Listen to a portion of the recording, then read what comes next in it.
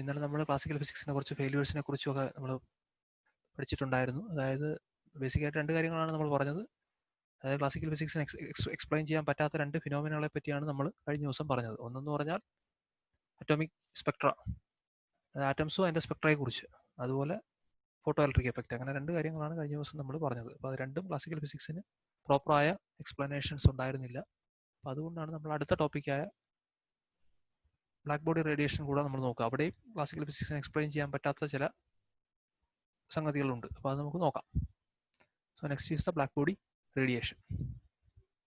അപ്പോൾ ഒരു black body radiator എങ്ങനെയായിരിക്കും എന്നൊക്കെ ഉള്ളതെല്ലാം നമ്മൾ മുൻ ക്ലാസ്സുകളിൽ പഠിച്ചിട്ടുണ്ട്. കഴിഞ്ഞ സെമസ്റ്ററിലൊക്കെ നമ്മൾ പഠിച്ചിട്ടുള്ളതാണ്. അപ്പോൾ അതിൻ്റെ കണ്ടിന്യൂഷൻ ആയിട്ടാണ് നമ്മൾ ഇവിടെ നോക്കുന്നത്. Here we know when heated all objects emit electromagnetic radiation whose wavelength depends on the temperature of the object. അപ്പോൾ നമുക്കറിയാം എല്ലാ ഒബ്ജക്ട്സും ചൂടാക്കുമ്പോൾ എന്ത് ചെയ്യും? ഇലക്ട്രോമാഗ്നറ്റിക് റേഡിയേഷൻ എമിറ്റ് ചെയ്യും. അപ്പോൾ ഒരു ക്യാരക്ടറിസ്റ്റിക് വേവ് ലെങ്തിലുള്ള റേഡിയേഷൻ ആയിരിക്കും എമിറ്റ് ചെയ്യുക. അപ്പോൾ depends on the temperature of the object ആയിരിക്കും. അതായത് അതിൻ്റെ വസ്തുവിൻ്റെ ചൂടിനെ ആയിരിക്കും അത് ആശ്രയിക്കുന്നത്. ചൂട് ഒരു പെർട്ടിക്കുലർ ടെമ്പറേച്ചറിലേക്ക് നമ്മൾ ചൂടാക്കുമ്പോഴാണ് എന്ത് ചെയ്യുന്നത്? പെർട്ടിക്കുലർ വേവ് ലെങ്തിലുള്ള ലൈറ്റ് എമിറ്റ് ചെയ്യുക. അപ്പോൾ ടെമ്പറേച്ചറാണ് അവിടുത്തെ ഡിപ്പെൻഡൻറ്റ് ഫാക്ടർ. വേവ് ലെങ്ത് എന്ന് പറഞ്ഞാൽ കളർന്ന് നമുക്ക് അനുമാനിക്കാം. അപ്പം ആ പെർട്ടിക്കുലർ ടെമ്പറേച്ചറിലേക്ക് നമ്മൾ ഹീറ്റ് ചെയ്യുമ്പോൾ ഒരു പെർട്ടിക്കുലർ കളർ നമുക്ക് ആ വസ്തുവിന് കാണാൻ പറ്റും. അത് നമുക്ക് വളരെ എളുപ്പം കാണാൻ പറ്റുന്നത് അവിടെ ഒരു കൊല്ലം ഡാലയിലാണ്. അപ്പോൾ നമ്മൾ റിലേറ്റീവ്ലി ലോ ടെമ്പറേച്ചർ ഒബ്ജക്റ്റ് ആണ് അവിടെ. വലിയ ടെമ്പറേച്ചറിലേക്കൊന്നും പോകുന്ന 1000 കെൽവിനൊക്കെ പോകുള്ളൂ. അപ്പോൾ such as a horse shoe forged by a blacksmith. അപ്പോൾ കൊല്ലം ഡാലയിലാണ് നമ്മുടെ ഹോഷ് ഷൂ, അതായത് കുതിരലാടം ഉണ്ടാക്കുക. അപ്പോൾ അത് നമ്മൾ ഉണ്ടാക്കുമ്പോൾ നമ്മൾ ആ കൊല്ലം ഡാലയിലേക്ക് നോക്കിയാൽ താഴത്തെ ഫിഗറിൽ നമ്മൾ നോക്കിയാൽ കാണാൻ എങ്ങനെ ആയിരിക്കും? അത് അപ്പിയേഴ്സ് റെഡ് ആയിരിക്കും. അത് ചുവന്ന നിറത്തിലായിരിക്കും നമ്മൾ അതിനെ കാണുക. അതായത് ചുട്ടുപഴുത്ത ഇരുമ്പ് ചുട്ടുപഴുത്തിരിക്കുക, റെഡ് ഹോട്ട് ആയാണെന്നൊക്കെ നമ്മൾ പറയുക. അപ്പോൾ അങ്ങനെ ആ കളർ എന്ന് പറഞ്ഞാൽ റെഡ് ആണ്. അതേസമയം ഒരു ഹയർ ടെമ്പറേച്ചർ ഒബ്ജക്റ്റ് നമ്മൾ എടുത്തു കഴിഞ്ഞാൽ, അതായത് സർഫസ് ഓഫ് ദ സൺ എടുത്തു കഴിഞ്ഞാൽ എങ്ങനെ ആയിരിക്കും? ഒന്നുകിൽ യെല്ലോ അല്ലെങ്കിൽ വൈറ്റ് ആയിരിക്കും, മഞ്ഞ അല്ലെങ്കിൽ വെള്ള നിറത്തിലായിരിക്കും സർഫസ് ഓഫ് ദ സൺ നമ്മൾ കാണപ്പെടുക. അപ്പോൾ ഒരു ഹൈ ടെമ്പറേച്ചർ ഒബ്ജക്റ്റ് ആണ്, അറൗണ്ട് 12,000 കെൽവിൻ, 20,000 കെൽവിൻ വരെ പോകുന്ന ഒരു ഒബ്ജക്റ്റ് ആണത്. അപ്പോൾ അവിടെ നമുക്ക് യെല്ലോ അല്ലെങ്കിൽ വൈറ്റ് ലൈറ്റ് ആയിട്ട് നമുക്ക് കാണാൻ പറ്റും. പക്ഷെ അതേസമയം കൊല്ലം ഡാലയിൽ നോക്കിയാൽ റെഡ് വരെ കാണാൻ പറ്റും. അത് ഇൻഫ്രാറെഡ് റെഡിന്റെ റീജിയനിലുള്ള പ്രകാശ തരംഗങ്ങളായിരിക്കും എന്ത് ചെയ്യുക? അവിടുന്ന് പുറപ്പെടുവിക്കുക. അപ്പോൾ ആ വസ്തു അപ്പോൾ റെഡ് ആയിട്ടാണ് കാണപ്പെടുന്നത്. അപ്പോൾ അതാണ് അവിടുത്തെ പ്രത്യേകത. അപ്പോൾ ടെമ്പറേച്ചറുമായിട്ടാണ് ഡിപ്പെൻഡൻസ് എന്നുള്ളതാണ് ക്ലാസിക്കൽ ഫിസിക്സ് പറയുന്നത്. Some examples of black bodies include incandescent light bulb, stars, hot stove tops. നമുക്കറിയാവുന്നതാണ്. ഇൻകാൻഡസെന്റ് ലൈറ്റ് ബൾബ്സ് എന്ന് പറഞ്ഞാൽ നമ്മൾ പണ്ട് കാലത്ത് വീട്ടിൽ ഉപയോഗിച്ചിരുന്ന ലൈറ്റ് ബൾബ്സ് തന്നെയാണ്. അതായത് ടങ്സ്റ്റൺ ഫിലമെന്റ് ആയിട്ടുള്ള ബൾബ്സ്. ഇപ്പോൾ വൈദ്യുതി പ്രവഹിക്കുമ്പോൾ എന്ത് ചെയ്യും? ടങ്സ്റ്റൺ ഫിലമെന്റ് ചുട്ടുപഴുത്തിട്ട് അത് എന്ത് ചെയ്യും? പുറത്തേക്ക് ലൈറ്റ് എമിറ്റ് ചെയ്യും. ആണ് ഇൻകാൻഡസെന്റ് ലൈറ്റ് ബൾബ്സ് എന്ന് പറഞ്ഞാൽ. അതുപോലെ സ്റ്റാർസ് സൂര്യൻ ഒരു സ്റ്റാർ ആണ്. അപ്പോൾ അത് ഹോട്ട് ബോഡി ആയിട്ട് നമുക്ക് എടുക്കാം, ഹോട്ട് ബ്ലാക്ക് ബോഡി ആയിട്ട് നമുക്ക് എടുക്കാം. അതുപോലെ ഹോട്ട് സ്റ്റവ് ടോപ്സ് അതൊരു ബ്ലാക്ക് ബോഡി ആയിട്ട് നമുക്ക് എടുക്കാം. അപ്പോൾ the emission appears as A continuous spectrum. അപ്പോൾ അതാണ് അതിൻ്റെ ഏറ്റവും വലിയ പ്രത്യേകത. ഇങ്ങനെ ഒരു ഹോട്ട് ഒബ്ജക്റ്റിന്റെ സ്പെക്ട്രം നമ്മൾ എടുക്കുന്ന സമയത്ത് അതെങ്ങനെയായിരിക്കും? കണ്ടിന്യൂസ് സ്പെക്ട്രം ആയിരിക്കും. Where multiple coexisting colours. കഴിഞ്ഞ ക്ലാസ്സിൽ തന്നെ ഞാനത് പറഞ്ഞതാണ്. അപ്പോൾ അത് കണ്ടിന്യൂസ് സ്പെക്ട്രം ആയിരിക്കും നമുക്ക് അവിടെ കിട്ടുക. പല കളേഴ്സ് ഒരുമിച്ച് എക്സിസ്റ്റ് ചെയ്യുന്നതിനാണ് കണ്ടിന്യൂസ് സ്പെക്ട്രം എന്ന് പറയുക. അപ്പോൾ ഇടയ്ക്കുള്ള കളേഴ്സ് ഒന്നും മിസ്സാവാതെ എല്ലാ കളേഴ്സും ഉണ്ടാകുക എന്നുള്ളതാണ്. പക്ഷേ എല്ലാ റേഡിയേറ്ററും ബ്ലാക്ക് ബോഡി ആണോ എന്നുള്ളതാണ് പിന്നെ വരുന്നൊരു ഇമ്പോർട്ടൻ്റ് ആയിട്ടുള്ള ചോദ്യം. അപ്പോൾ not every radiator is a black body. അപ്പോൾ എല്ലാ റേഡിയേറ്റേഴ്സും നമുക്ക് ബ്ലാക്ക് ബോഡി റേഡിയേറ്റേഴ്സ് ആയിട്ട് എടുക്കാൻ കഴിയില്ല.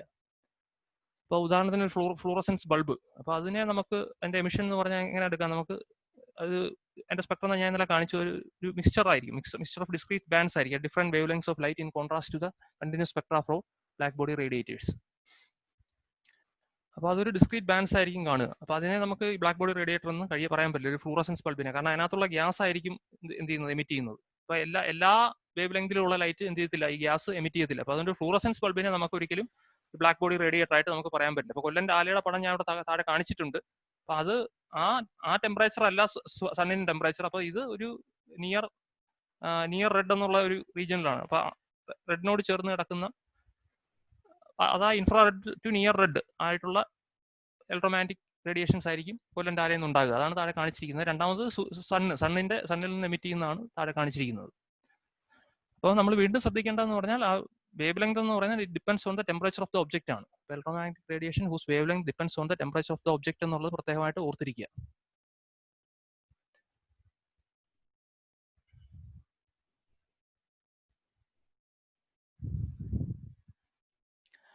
അടുത്തത് a good approximation of a black body is a small hole leading to the inside of a hollow object which acts as a perfect absorber. അപ്പോൾ അത് നമ്മൾ മുന്നത്തെ ക്ലാസ്സുകളിൽ കഴിഞ്ഞ സെമസ്റ്ററിലൊക്കെ പഠിച്ചതാണ്. അപ്പോൾ നമ്മളിങ്ങനെ ഒരു സ്പെറിക്കൽ ആയിട്ടുള്ള ഒരു ബ്ലാക്ക് ബോഡി റേഡിയേറ്ററാണ് നമ്മൾ എടുക്കുക.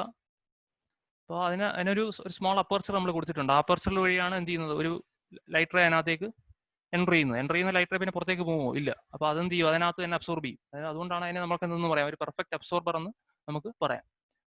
അപ്പോൾ അതുപോലെ ഒരു black body also ax as an ideal radiator. അപ്പോൾ അതേ ബ്ലാക്ക് ബോഡി നമുക്ക് വേണമെങ്കിൽ ഐഡിയൽ റേഡിയേറ്റർ ആയിട്ടും പറയാം. Where the nature of the radiation leaving the cavity through the hole depends only on the temperature of the cavity. അപ്പോൾ അത് ഈ cavity വഴി പുറത്തേക്ക് പോകുന്ന ആ റേഡിയേഷൻ അതെന്ന് പറഞ്ഞാൽ ഈ ക്യാവിറ്റിയുടെ ടെമ്പറേച്ചറിനെ ആസ്പദമാക്കിയായിരിക്കും ഇരിക്കുക. ഏത് ടെമ്പറേച്ചറിലാണ് ക്യാവിറ്റി എന്നുള്ളത്, ആ ടെമ്പറേച്ചറിലുള്ള അനുസൃതമായിട്ടുള്ള വേവ് ലെങ്ത് ആയിരിക്കും എന്ത് ചെയ്യുന്നത്, അത് പുറത്തേക്ക് എമിറ്റ് ചെയ്യുന്നത്. അപ്പോൾ അത് വളരെ സിഗ്നിഫിക്കൻ്റ് ആണ്. അപ്പോൾ the black body ax as A perfect absorber and also as A ideal radiator. ഒരേ സമയം രണ്ടുമാണ്. അതിൽ പെർഫെക്റ്റ് അബ്സോർബറുമാണ്, അതേസമയം പെർഫെക്റ്റ് റേഡിയേറ്ററുമാണ്, രണ്ടുമാണ്. അപ്പോൾ നമ്മളൊരു പെർട്ടിക്കുലർ ടെമ്പറേച്ചറിലേക്ക് ബ്ലാക്ക് ബോഡിയെ ഹീറ്റ് ചെയ്യുന്ന സമയത്ത് അതൊരു ആ ടെമ്പറേച്ചറിന് ആസ്പദമായിട്ടുള്ള റേഡിയേഷൻ എന്ത് ചെയ്യും, അത് പുറത്തേക്ക് എമിറ്റ് ചെയ്യും. അപ്പോൾ if you plot the intensity of black body radiation versus wave length, അപ്പോൾ ഇന്റൻസിറ്റിയും വേവ് ലെങ്തും തമ്മിലുള്ള പല ടെമ്പറേച്ചേഴ്സിലുള്ള ഗ്രാഫാണ് ഞാൻ ഇവിടെ താഴെ കാണിച്ചിരിക്കുന്നത്. ഈ seen that for a particular temperature at first intensity increases with wavelength, but after reaching a certain highest value it goes on decreasing. നമുക്കറിയാം, ഇപ്പോൾ ഏതെങ്കിലും ഒരു പെർട്ടിക്കുലർ ടെമ്പറേച്ചർ നിങ്ങൾ എടുക്കുക, ഉദാഹരണത്തിന് ഇപ്പോൾ 3000 കെൽവിൻ അല്ലെ 4000 കെൽവിൻ അല്ലെ 5000 കെൽവിൻ, ഏതെങ്കിലും ടെമ്പറേച്ചർ എടുക്കുക. നിങ്ങൾക്ക് കാണാൻ കുറച്ചുകൂടെ സൗകര്യം എനിക്ക് തോന്നുന്നു 5000 കെൽവിൻ ആയിരിക്കും. 5000 കെൽവിൻ എടുത്താൽ നമുക്കറിയാം ആദ്യം എന്ത് ചെയ്യും, വേവ് ലെങ്ത് കൂടുന്നതനുസരിച്ച് ഇന്റൻസിറ്റി കൂടും. ഒരു ആദ്യം പറഞ്ഞിരിക്കുന്നത് ഒരു ത്രെഷോൾഡ് വാല്യൂ കഴിയുമ്പോൾ എന്ത് ചെയ്യും, മാക്സിമം വാല്യൂവിന് ശേഷം പിന്നെ ഡിക്രീസ് ചെയ്ത് തുടങ്ങും. അതാണ് അവർ പറഞ്ഞത്. If you plot the intensity of black body radiation versus wavelength, it is seen that for a particular temperature at first intensity increases. അപ്പോൾ ആദ്യം ചെയ്യുന്നത് എന്താണ്, ഇന്റൻസിറ്റി ഇങ്ങനെ കൂടുകയാണ്, കൂടിയ ഒരു പെർട്ടിക്കുലർ വാല്യൂ വരെ എത്തും. പിന്നെ വിത്ത് വേവ് ലെങ്ത് വീണ്ടും കൂടിയാൽ എന്ത് ചെയ്യും, ഒരു ഹയസ്റ്റ് വാല്യൂവിന് ശേഷം അത് ഇറ്റ് ഗോസ് ഓൺ ഡിക്രീസിങ്, അതെന്ത് ചെയ്യും, വളരെ താഴേക്ക് പോകും. അതായത് എല്ലാ ടെമ്പറേച്ചേഴ്സിനും അതങ്ങനെ തന്നെയാണ് കാണുന്നത്. ഇപ്പോൾ 3000 കെൽവിൻ ആയാലും 4000 ആയാലും 5000 ആയാലും 6000 ആയാലും എല്ലാം അങ്ങനെ തന്നെയാണ്. ഇതിങ്ങനെ ഒരു ഹയസ്റ്റ് വാല്യൂവിലേക്ക് പീക്ക് ചെയ്തതിന് ശേഷം വളരെ ഡിക്രീസ് ചെയ്ത് തുടങ്ങും. അങ്ങനെ ഒരു ഡിസ്ട്രിബ്യൂഷൻ കർവാണ് കിട്ടുക. അതാണ് അതിന്റെ ഏറ്റവും പ്രധാനമായിട്ട് നമ്മൾ ഓർത്തിരിക്കേണ്ടത്. സാധാരണ നമുക്കിപ്പോൾ ഏതെങ്കിലും ഒരു ടെമ്പറേച്ചർ ആണെങ്കിൽ നമ്മൾ കൺസിഡർ ചെയ്യുന്നതെങ്കിൽ നമുക്ക് ആ ടെമ്പറേച്ചറിനെ മാത്രം എടുത്താൽ മതി. ഇപ്പോൾ 5000 കെൽവിനുള്ള ഒബ്ജക്റ്റ് ആണെങ്കിൽ നമ്മൾ ആ 5000 കെൽവിന്റെ ഗ്രാഫ് മാത്രം വരച്ചാൽ മതിയാവും. ഇപ്പോൾ എല്ലാ ടെമ്പറേച്ചേഴ്സും കൂടെ ഞാൻ ഒരുമിച്ച് പ്ലോട്ട് ചെയ്തിട്ടുണ്ട്. അപ്പോൾ അതാണ് ആദ്യത്തെ കേസ്. അടുത്തതെന്ന് പറഞ്ഞാൽ intensity increases with increasing temperature. At a particular temperature, the distributed energy is not uniform among the various wavelengths of the radiation emitted by the black body. അപ്പോൾ നമുക്കറിയാം ഇന്റൻസിറ്റി എന്ത് ചെയ്യുന്നുണ്ട്, ടെമ്പറേച്ചർ കൂടുന്നതനുസരിച്ച് ഇന്റൻസിറ്റിയും കൂടുന്നുണ്ട്. ഇപ്പോൾ 3000ന്റെ ഇന്റൻസിറ്റി എന്ന് പറഞ്ഞാൽ സപ്പോസ് ഇത് ഏറ്റവും കുറവായിരിക്കും അല്ലെ, അതിന്റെ പീക്ക് എന്ന് പറഞ്ഞാൽ എവിടെയാണ്, വളരെ താഴെയാണ്. പക്ഷേ അതേ ഇന്റൻസിറ്റി എല്ലാം 4000 കെൽവിനിലേക്ക് മാറുമ്പോൾ കുറച്ചുകൂടെ കൂടുന്നുണ്ട്, കുറച്ചുകൂടെ ഹൈ ആയിട്ട് വരുന്നുണ്ട്. പിന്നെ 5000 കെൽവിൻ ആകുമ്പോൾ ഇന്റൻസിറ്റി വീണ്ടും കൂടുന്നുണ്ട്. അത് പിന്നെ 6000 കെൽവിൻ ആകുമ്പോൾ വളരെ കൂടുന്നുണ്ട് അല്ലെ, ഇന്റൻസിറ്റി വളരെ, അതിന്റെ പീക്ക് മാത്രം നമ്മൾ എടുത്താൽ മതി. ആ പീക്കിന് കറസ്പോണ്ടിങ് ആയിട്ടുള്ള ഇന്റൻസിറ്റി വാല്യൂ നമ്മൾ നോക്കിയാൽ മതി. ഇടതുവശത്തെ വൈ ആക്സിൽ ഓരോ പീക്കിനും ആസ്പദമായിട്ടുള്ള ഇന്റൻസിറ്റി വാല്യൂസ് നമ്മൾ നോക്കുക. 6000ന്റെ 5000ന്റെ 4000ന്റെ 3000 നമ്മൾ നോക്കിയാൽ എന്ത് നമുക്ക് മനസ്സിലാവും, intensity increases with increasing temperature. Or temperature കൂടുന്നതനുസരിച്ച് ഇന്റൻസിറ്റിയുടെ പീക്കുകൾ എന്ത് ചെയ്യുന്നുണ്ട്, കൂടുന്നുണ്ട്. അപ്പോൾ അത് ചേർത്തുള്ള ഒരു ഗ്രാഫാണ് ഈ ബ്ലൂ ഗ്രാഫ്. നമുക്ക് ആ ഗ്രാഫ് കാണുമ്പോൾ അറിയാം, ഇവിടെ 3000 4000ലേക്ക് വരുമ്പോൾ ഇൻക്രീസ് ചെയ്തിട്ടുണ്ട്, വീണ്ടും 5000ലേക്ക് വീണ്ടും ഇൻക്രീസ് ചെയ്തിട്ടുണ്ട്, 6000ലേക്ക് വരുമ്പോൾ എന്ത് ചെയ്യുന്നുണ്ട്, അത് വീണ്ടും ഇൻക്രീസ് ചെയ്യുന്നുണ്ട്. അപ്പോൾ thus intensity increases with increasing temperature.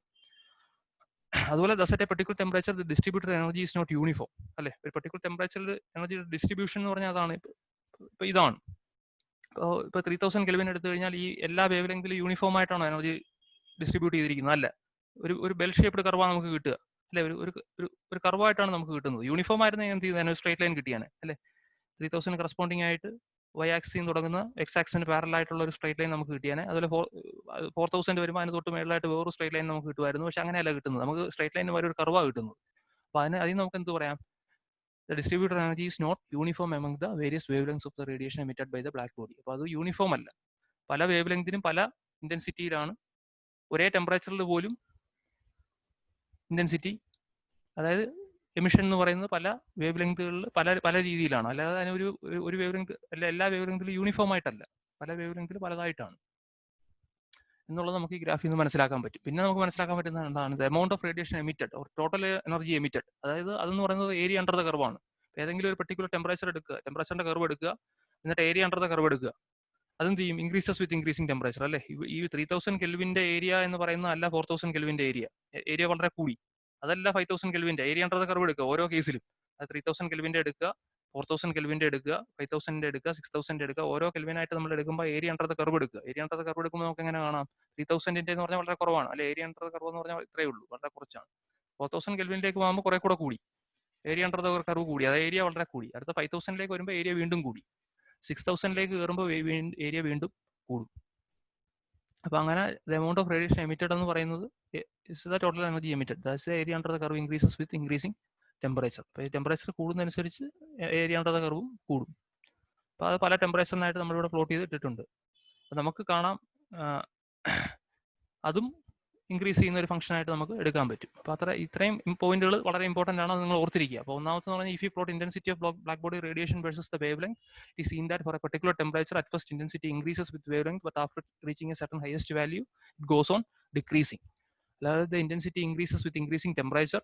At a particular temperature, the distributed energy is not uniform among the various wavelengths of the radiation emitted by the black body. അതുപോലെ the amount of radiation emitted or total energy emitted, that is the area under the curve, increases with increasing temperature.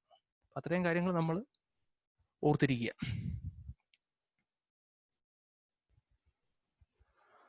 അതുപോലെ for each temperature there is A wave length lambda M അല്ലെ. ഒരു maximum wave length ഉണ്ട്. അതിൽ ഫ്രീക്വൻസിയുടെ ടൈംസിൽ എടുക്കുകയാണെങ്കിൽ frequency f M at which energy radiated is maximum. അതായത് maximum energy ആയി E M radiate ചെയ്യുന്ന ഒരു പർട്ടിക്കുലർ വേവ് ലെങ്ത്, അതായത് ലാംഡ എം എന്ന് പറഞ്ഞൊരു മാക്സിമം പർട്ടിക്കുലർ വേവ് ലെങ്ത് കാണും. അതായത് ഇപ്പോൾ ഫ്രീക്വൻസി, ഇപ്പോൾ എക്സാക്ട് ഞാൻ ഫ്രീക്വൻസിയുടെ ടൈംസിലാണ് ഇവിടെ വരച്ചിരിക്കുന്നത്. ഫ്രീക്വൻസി ആരും കുഴപ്പമൊന്നുമില്ല. അപ്പോൾ ഫ്രീക്വൻസി എന്ന് പറയുന്നത് മാക്സിമം ആയിട്ട് ഒരു എഫ് എം എന്ന് പറയുന്ന ഫ്രീക്വൻസി ഉണ്ടാവും. ആ പർട്ടിക്കുലർ വേവ് ലെങ്തിനായിരിക്കും എന്ത് ചെയ്യുന്നത്? എനർജി റേഡിയേറ്റഡ് മാക്സിമം ആകുന്നത്. അപ്പോൾ അത് ഈ ഗ്രാഫിൽ തന്നെ നിങ്ങൾ നോക്കിയാൽ കാണാം. ഒരു പർട്ടിക്കുലർ വേവ് ലെങ്ത് എടുത്തു കഴിഞ്ഞാൽ അതിനായിരിക്കും കൃത്യമായിട്ട് പീക്ക് മാക്സിമൈസ് ചെയ്യുന്നത് ഓരോ ടെമ്പറേച്ചർ റേഞ്ചിലും അല്ലെ. 3000 3000 ഈ റേഞ്ചിലായിരിക്കും. അത് ഒരു 1250 ഒക്കെ ആകുമ്പോഴായിരിക്കും മാക്സ് ചെയ്യുന്നത്. അതേസമയം 4000 ആകുമ്പോഴോ ഒരു 900 ഒക്കെ ആകുമ്പോഴായിരിക്കും മാക്സ് ചെയ്യുന്നത്. അപ്പൊ അതങ്ങനെ പല വേവ് ലെങ്തുകളിലായിരിക്കും എന്ത് ചെയ്യുന്നത്? ലാംഡ പീക്ക് ചെയ്യുന്നത്. അപ്പൊ അതാണ് അവർ പറഞ്ഞിരിക്കുന്നത്. അതുപോലെ peak wavelength lambda m decreases or frequency f m increases with increasing temperature. അപ്പോൾ peak wavelength lambda m decrease ചെയ്യുന്നുണ്ട്. അതുപോലെ പീക്ക് ഫ്രീക്വൻസിയുടെ ടൈംസിലാണ് ഫ്രീക്വൻസി ഇൻക്രീസ് ചെയ്യുന്നുണ്ട് വിത്ത് ഇൻക്രീസിംഗ് ടെമ്പറേച്ചർ. അതായത് ടെമ്പറേച്ചർ കൂടുന്നതനുസരിച്ച് എന്ത് ചെയ്യും? ഫ്രീക്വൻസി ഇൻക്രീസ് ചെയ്യും അല്ലെ. പീക്ക് എഫ് എം എന്ന് പറയുന്നത് ഇൻക്രീസ് ചെയ്യുന്നുണ്ട്. അതായത് ഇവിടുത്തെ പീക്ക് എഫ് എം എന്ന് പറഞ്ഞ ഇതാണ്, അതല്ല തൊട്ടടുത്ത റേഞ്ചിൽ പീക്ക് എഫ് എം എന്ന് പറഞ്ഞ് ഇങ്ങോട്ട് മാറി, അത് റൈറ്റിലേക്ക് ഷിഫ്റ്റ് ചെയ്യും. ഫ്രീക്വൻസിയുടെ കേസിൽ റൈറ്റിലേക്ക് ഷിഫ്റ്റ് ചെയ്യും, അതേസമയം വേവ് ലെങ്തിന്റെ കേസിൽ ലെഫ്റ്റിലേക്കാണ് ഷിഫ്റ്റ് ചെയ്യുക കേട്ടോ. കാരണം ഇൻവേഴ്സ്ലി പ്രൊപ്പോർഷണൽ രണ്ടും തമ്മിൽ ഇൻവേഴ്സ് ഡിപ്പെൻഡൻസ് ആയതുകൊണ്ട് ഇവിടെ വേവ് ലെങ്ത് കുറയുക ചെയ്യുക. ലാംഡ എമ്മിന് കറസ്പോണ്ടിങ് ആയിട്ട് ഓരോ പീക്കിന് താഴെയുള്ള വേവ് ലെങ്ത് എടുക്കുക. വേവ് ലെങ്ത് എടുക്കുമ്പോൾ എന്ത് ചെയ്യാൻ പറ്റും? നമുക്ക് ഇങ്ങോട്ട് ഇടതുവശത്തേക്ക് പീക്കുകളെല്ലാം ഷിഫ്റ്റ് ചെയ്ത് പോകുന്നതാണെങ്കിൽ ടെമ്പറേച്ചർ കൂടുന്നതനുസരിച്ച് എന്ത് ചെയ്യും? പീക്ക് ഇടത്തേക്ക് ഷിഫ്റ്റ് ചെയ്യും വേവ് ലെങ്തിന്റെ കേസിൽ. അതുപോലെ ഫ്രീക്വൻസിയുടെ കേസിൽ വലത്തേക്കായിരിക്കും ഷിഫ്റ്റ് ചെയ്യുക.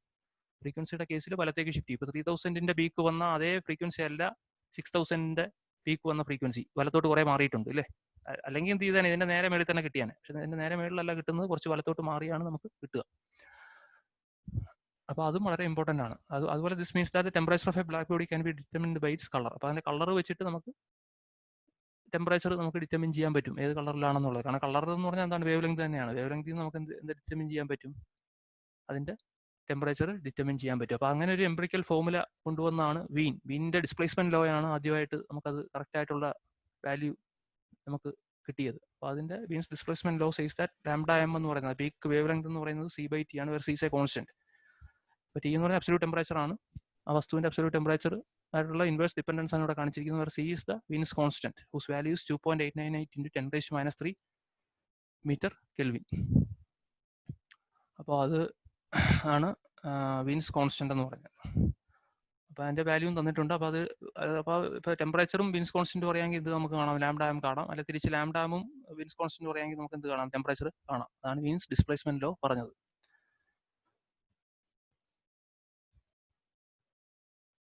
പിന്നെ നിങ്ങൾ ഇവിടെ ഈ ഗ്രാഫിൽ ശ്രദ്ധിക്കേണ്ട ഒരു കാര്യമുണ്ട്. വിസിബിൾ റേഞ്ച് എവിടെയാണെന്നുള്ളതാണ് പിന്നെ വലതുവശത്തുള്ള ഗ്രാഫുകളിൽ ശ്രദ്ധിക്കേണ്ടത്. കാരണം വിസിബിൾ റേഞ്ച് എന്ന് പറഞ്ഞാൽ ഈ വരച്ചിരിക്കുന്ന ഈ സിലിണ്ടറിക്കൽ ആയിട്ടുള്ള പോർഷനാണ്. അപ്പോൾ ഇവിടെ 6000 കെൽവിനിൽ എവിടെയാണ്? പീക്ക് കഴിഞ്ഞിട്ടാണ് അല്ലേ. അപ്പോൾ നമുക്ക് വിസിബിൾ റേഞ്ചിൽ അത്രത്തോളം ഇന്റൻസിറ്റി കാണത്തില്ല, കുറച്ച് ഇന്റൻസിറ്റി കുറവായിരിക്കും. അതാണ് നമ്മൾ ആ കൊല്ലം ഡാലയിൽ സംഭവിച്ചത്. അപ്പം അവിടെ ചിലപ്പോൾ വിസിബിൾ റേഞ്ച് എന്ന് പറഞ്ഞാൽ വളരെ കുറവായിരിക്കും. വീണ്ടും ടെമ്പറേച്ചർ കൂടിയാൽ എന്ത് ചെയ്യും? അതാണ് തൊട്ട് താഴെ കാണുന്നത്. 6000 കെൽവിൻ താഴെയാണ്.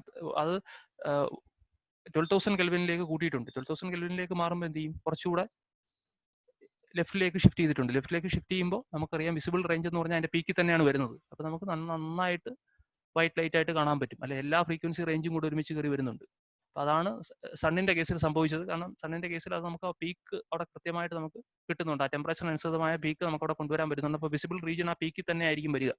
പക്ഷെ അതേസമയം 6,000 കെൽവിൻ നിങ്ങൾക്ക് കാണാൻ കുറച്ചുകൂടെ റൈറ്റ് ഷിഫ്റ്റഡ് ആണ്. അതേസമയം 3,000 കെൽവിനാണെങ്കിൽ കുറച്ചുകൂടെ താഴെ 3,000 കെൽവിൻ വരച്ചിട്ടുണ്ട്. അവിടെയാണെങ്കിൽ എങ്ങനെയാണ്?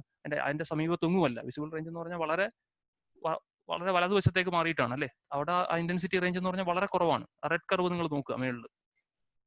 3,000 കെൽവിനിൽ ആ വിസിബിൾ റേഞ്ച് എന്ന് പറയുന്നത് ആ ഏറെക്കുറെ ആ എക്സ്പോണൻഷ്യൽ കർവ് ഡീകേ ചെയ്ത് തീരാറാകുന്നതിന്റെ ഭാഗത്തേക്കാണ്. അപ്പൊ എന്ത് പറ്റും? ഇന്റൻസിറ്റി വളരെ കുറവായിരിക്കും. അത് വിസിബിൾ റേഞ്ചിൽ ഇന്റൻസിറ്റി ഒന്നും കാണത്തില്ല. പിന്നെ ഏതേ കാണുള്ളൂ? ബാക്കിയുള്ള റെഡിന് ഇപ്പുറത്തുള്ള റീജിയനെ കാണത്തുള്ളൂ. റെഡിന് ഇപ്പുറത്തുള്ള റീജിയൻ ഏതായിരിക്കും? ഇൻഫ്രാറെഡ് ആയിരിക്കും. അപ്പൊ ഇവിടെ പീക്ക് ചെയ്യുന്ന ഏതായിരിക്കും? ഇൻഫ്രാറെഡ് ആയിട്ടുള്ള ഇലക്ട്രോമാഗ്നറ്റിക് റേഡിയേഷൻ ആയിരിക്കും പീക്ക് ചെയ്യുക. അപ്പൊ ഇതിന്റെ മാക്സിമം ഇന്റൻസിറ്റി ആയിട്ട് ഇവിടെ പ്രവഹിക്കുന്ന ഏതായിരിക്കും? ഇൻഫ്രാറെഡ് ആയിട്ടുള്ള തരംഗങ്ങളായിരിക്കും. അപ്പോൾ അതുവഴി എന്താണ് ഒരു ഹീറ്റിംഗ് എഫക്റ്റ് ആയിരിക്കും ഉണ്ടാവുക. അല്ലാതെ നമുക്ക് അങ്ങനെ വിസിബിൾ റേഞ്ചിൽ ഈ 3,000 കെൽവിനിൽ വെച്ചിരിക്കുന്ന ഒബ്ജക്റ്റിൽ നിന്ന് അധികമൊന്നും കാണാൻ കിട്ടത്തില്ല. കാരണം എന്താണ്? അത് വളരെ വലതുവശത്തേക്ക് മാറിയാണ്. അതിന്റെ റിലേറ്റീവ് ഇന്റൻസിറ്റി എന്ന് പറയുന്നത് വളരെ വീക്കാണ്, അല്ലെങ്കിൽ വളരെ ഫീബിൾ ആണ് വിസിബിൾ റേഞ്ചിൽ. എവിടെയാണ് പീക്ക് ചെയ്യുന്നത്? ശരിക്കും ഇൻഫ്രാറെഡിന്റെ റീജിയനിലാണ് അത് ശരിക്കും 3,000 കെൽവിൻ പീക്ക് ചെയ്തിരിക്കുന്നത്. അപ്പോൾ അത് ആ പീക്ക് ചെയ്യുന്ന റീജിയൻസ് കൂടെ ടെമ്പറേച്ചർ അനുസൃതമായിട്ട് നിങ്ങളൊന്ന് മനസ്സിലാക്കുക. അപ്പോൾ 12,000 കെൽവിനിലേക്ക് വരുമ്പോൾ വളരെ ഹൈ ടെമ്പറേച്ചറിലേക്ക് വന്നപ്പോൾ എന്തുണ്ടായി? അത് വിസിബിൾ റീജിയൻ കറക്റ്റായിട്ട് പീക്കിന്റെ ആ ഭാഗത്ത് തന്നെ വന്നു. അപ്പോൾ നമുക്ക് കറക്റ്റായിട്ട് വിസിബിൾ റീജിയൻ ആയിട്ട് തന്നെ കാണാൻ പറ്റും.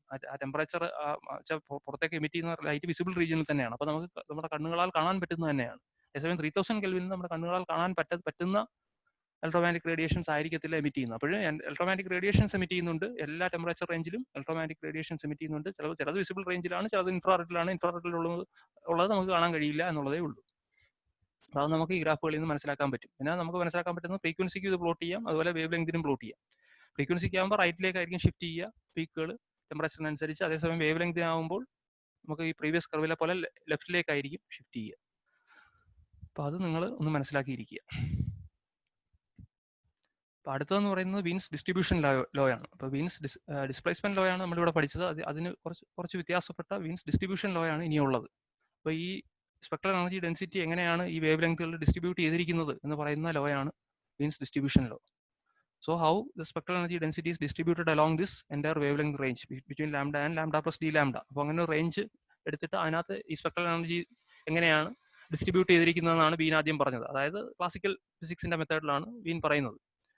So William Wien used thermodynamics to show that the spectral energy density between lambda and lambda plus d lambda range is given by. അപ്പോൾ d lambda എന്ന് പറയുന്നത് ഒരു ഇൻഫിനിറ്റസിമൽ ആയിട്ടുള്ള small increment in the main wave length. അപ്പോൾ അതിനകത്തുള്ള ഒരു ചെറിയ ഇൻഫിനിറ്റസിമൽ അപ്പോൾ ലാംഡയിൽ നിന്ന് ലാംഡ പ്ലസ് ഡി ലാംഡയിലേക്ക് റേഞ്ച് വർദ്ധിച്ചപ്പോൾ ഉണ്ടായ സ്പെക്ട്രൽ എനർജിയുടെ ഡിഫറൻസിനെ കുറിച്ചാണ് നമ്മൾ പറയുന്നത്.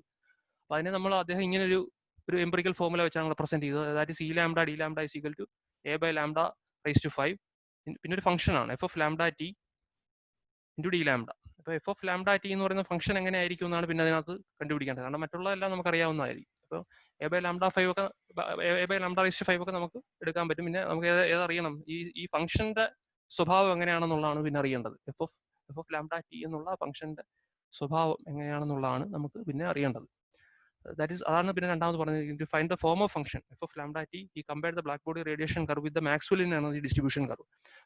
അപ്പോൾ നമ്മൾ മാക്സ്വെൽ ബോൾട്സ്മാന്റെ ഒക്കെ എനർജി ഡിസ്ട്രിബ്യൂഷൻ കർവുകൾ നമ്മൾ പഠിച്ചിട്ടുണ്ട്. അതൊക്കെ സ്റ്റാറ്റിസ്റ്റിക്സ് പഠിക്കുന്നതാണ്. മാക്സ്വെല്ലിൻ നമ്മൾ പഠിച്ചിട്ടുണ്ട്, ഗോസിയൻ പഠിച്ചിട്ടുണ്ട്, അതുപോലെ മറ്റു പല ഗോഷീസ് ഡിസ്ട്രിബ്യൂഷൻ കർവ്, അങ്ങനെ പല കർവുകളും നമ്മൾ പഠിക്കുന്നുണ്ട്. അപ്പം ആ കർവുകളെ പോലെ മാക്സ്വെല്ലിൻ എനർജി ഡിസ്ട്രിബ്യൂഷൻ കർവാണ് അദ്ദേഹം ഇവിടെ എടുത്തത്. അപ്പോൾ എഫ് ഓഫ് ലാംഡ ടി അതിനനുസരിച്ച് അങ്ങനെ വരും, ഒരു എക്സ്പോണൻഷ്യൽ ഫംഗ്ഷൻ ആയിട്ടാണ് വരിക. അപ്പോൾ E raise to minus A by lambda T എന്നാണ് അതിനകത്ത് കിട്ടുക. അപ്പം അങ്ങനെ ഒരു എക്സ്പോണൻഷ്യൽ ഫംഗ്ഷൻ എടുത്ത് അപ്പോൾ E raise to minus A by lambda T എനിക്ക് എന്ത് ചെയ്യാം? ഇവിടെ സബ്സ്റ്റിറ്റ്യൂട്ട് ചെയ്യാം. ഈ ഫംഗ്ഷന്റെ സ്ഥാനത്ത് സബ്സ്റ്റിറ്റ്യൂട്ട് ചെയ്യുക. എഫ് ഓഫ് ലാംഡ ടിയുടെ സ്ഥാനത്തേക്ക് ഈ ഫംഗ്ഷൻ എടുത്ത് സബ്സ്റ്റിറ്റ്യൂട്ട് ചെയ്യുക. And hence he found that E lambda D lambda is equal to A.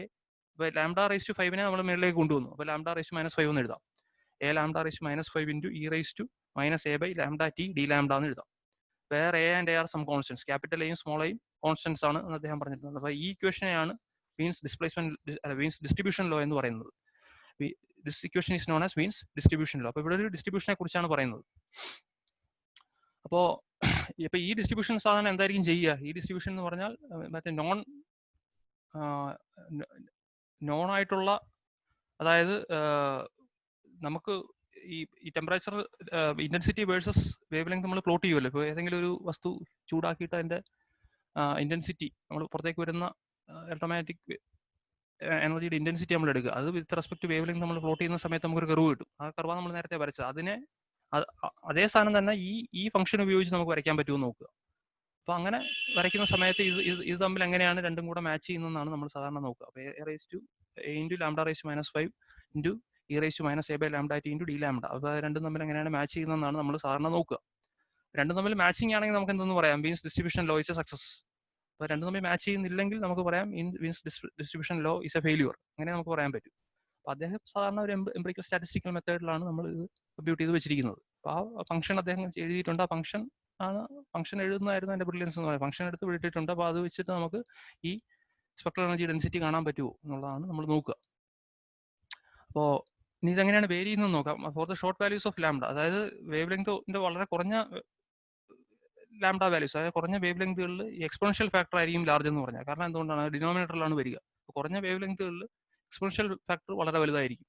അതപ്പോൾ അതായിരിക്കും ഡൊമിനേറ്റ് ചെയ്യുക. And contributes more which overcomes the other factor lambda raise to -5. അപ്പോൾ ലാംഡ റേസ് ടു -5 എന്ന് പറയുന്നതിനേക്കാളും, കാരണം ഒന്നാമത് വളരെ ചെറിയ വാല്യൂ ആണ്. അപ്പം 1 ലാംഡ എന്ന് പറഞ്ഞാൽ വളരെ ചെറുതായിരിക്കും അല്ലേ.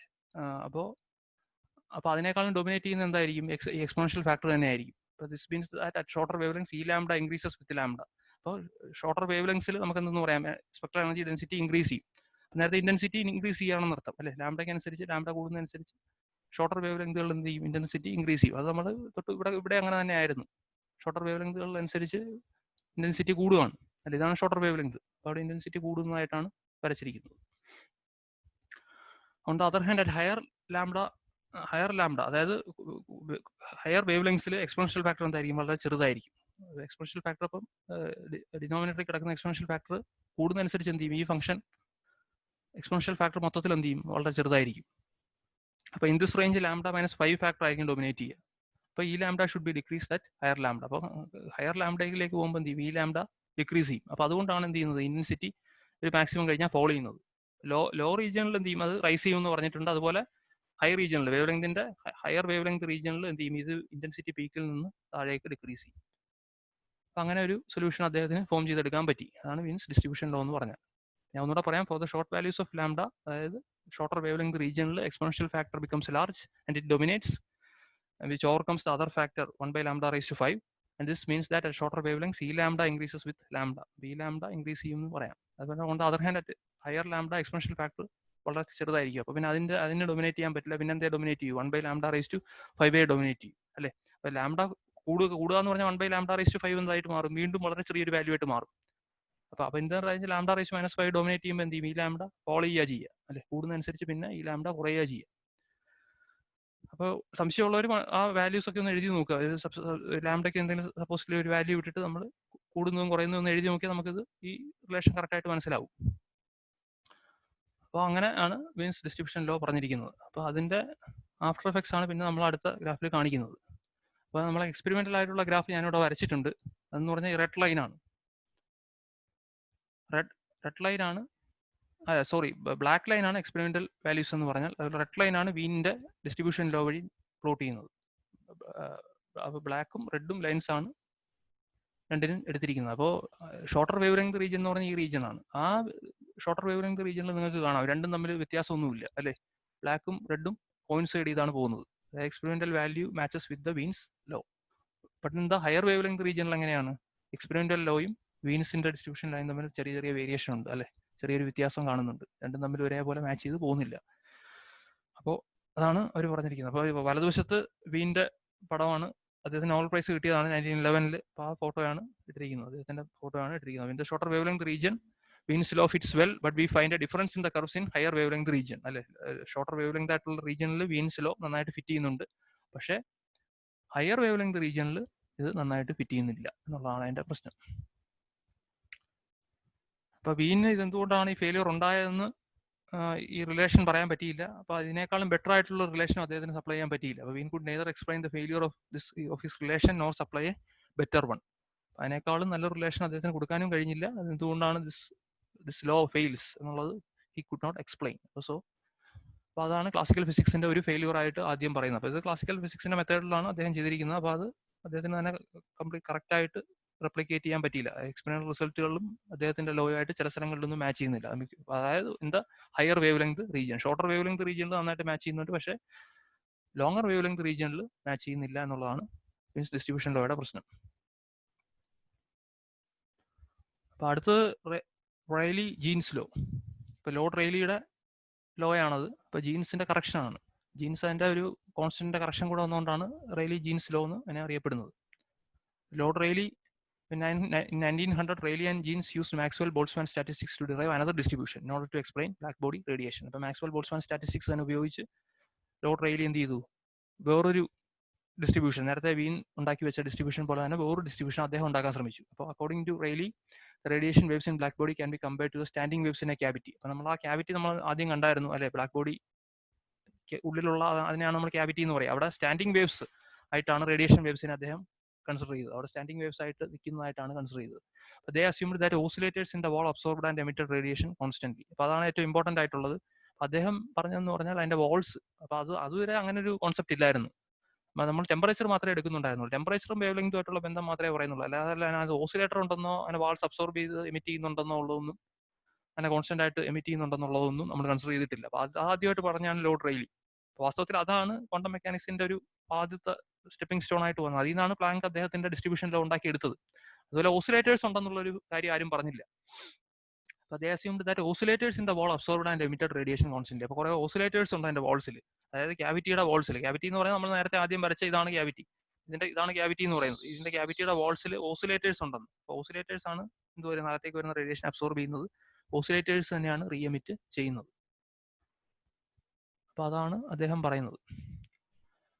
The wall absorbed and emitted radiation constantly with each oscillator having its own characteristic frequency. അപ്പോൾ ഓരോ ഓസിലേറ്ററിന് അതിൻ്റെതായ ഒരു ക്യാരക്ടറിസ്റ്റിക് ഫ്രീക്വൻസി ഉണ്ടാവും. അപ്പോൾ എല്ലാത്തിനും ഒരേ ക്യാരക്ടറിസ്റ്റിക് ഫ്രീക്വൻസി അല്ല എന്നുള്ളതും ശ്രദ്ധേയമാണ്. ഓസിലേറ്ററിന്റെ പല സ്ഥലങ്ങളിൽ, ഐ മീൻ ക്യാവിറ്റിയുടെ പല സ്ഥലങ്ങളിലുള്ള ഓസിലേറ്റേഴ്സിന് they are having its own characteristic frequency. അപ്പോൾ ആ ക്യാരക്ടറിസ്റ്റിക് ഫ്രീക്വൻസിയിലുള്ള റേഡിയേഷൻ ആയിരിക്കും എന്ത് ചെയ്യുന്നത്, അത് എമിറ്റ് ചെയ്യുന്നത്. അപ്പോൾ for continuous operation of any oscillation, അതായത് നമ്മൾ ഇവിടെ കണ്ടിന്യൂസ് ആയിട്ടായിരിക്കും എനർജി റേഡിയേറ്റ് ചെയ്യുന്നത്, അതുകൊണ്ടാണ് നമുക്ക് കണ്ടിന്യൂസ് സ്പെക്ട്രം കിട്ടുന്നത്. അപ്പോൾ for continuous operation of any oscillation standing waves must be set up in the enclosure as cavity walls are perfect reflectors. Cavity walls perfect reflectors ആയതുകൊണ്ട് എന്ത് ചെയ്യണം, അതിനകത്ത് ഒരു സ്റ്റാൻഡിംഗ് വേവ് നിൽക്കണം. കാരണം പുറത്തേക്കെങ്കിലും ഈ വേവിന് പോകാൻ പറ്റില്ല. പിന്നെ അപ്പോൾ എന്ത് ചെയ്യാനേ പറ്റുള്ളൂ, വേവ്സ് അതിനകത്ത് തന്നെ നിൽക്കാനേ പറ്റുള്ളൂ. അപ്പോൾ അങ്ങനെയുള്ള നിൽക്കുന്ന വേവ്സിനെയാണ് സ്റ്റാൻഡിംഗ് വേവ്സ് എന്ന് പറയുക. അപ്പോൾ അങ്ങനെ standing waves must be set up in the enclosure as cavity walls are perfect reflectors. But the difference between neighboring frequencies is so small that the radiation appears to be continuous. അപ്പോൾ തൊട്ടടുത്ത രണ്ട് ഓസിലേറ്റേഴ്സിന്റെ characteristic frequency എന്ന് പറഞ്ഞാൽ comparable ആയിരിക്കും. അപ്പോൾ അതായത് difference between neighbouring frequency എന്ന് പറഞ്ഞാൽ വളരെ ചെറുതായിരിക്കും. അപ്പോൾ റേഡിയേഷൻ അങ്ങനെ ആയിരിക്കും, കണ്ടിന്യൂസ് ആയിരിക്കും അല്ലേ. രണ്ട് ക്യാരക്ടറിസ്റ്റിക് ഫ്രീക്വൻസി ഏറെക്കുറെ അടുത്ത് വന്നു കഴിഞ്ഞാൽ നമുക്ക് അങ്ങനെയുള്ള ഒരു ബഞ്ച് ഓഫ് ഓസിലേറ്റേഴ്സിനെ എടുക്കുകയാണെങ്കിൽ നമുക്ക് എങ്ങനെ പറയാം, radiation will appear to be continuous. അപ്പോൾ അതിലെ energy density U lambda D lambda നമ്മൾ എടുത്തു കഴിഞ്ഞാൽ അങ്ങനെ എഴുതാം. അപ്പോൾ അതായത് ഇന്റൻസിറ്റി തന്നെയാണ് ഇവിടെ എടുക്കുന്നത്, എനർജി സ്പെക്ട്രൽ ഡെൻസിറ്റി തന്നെയാണ് എടുക്കുന്നത്. ഞാൻ യു എന്ന സിമ്പിൾ ഇട്ടെന്നേ ഉള്ളൂ. ഈ ലാംഡ ഡി ലാംഡ തന്നെയാണ് ഇവിടെയും.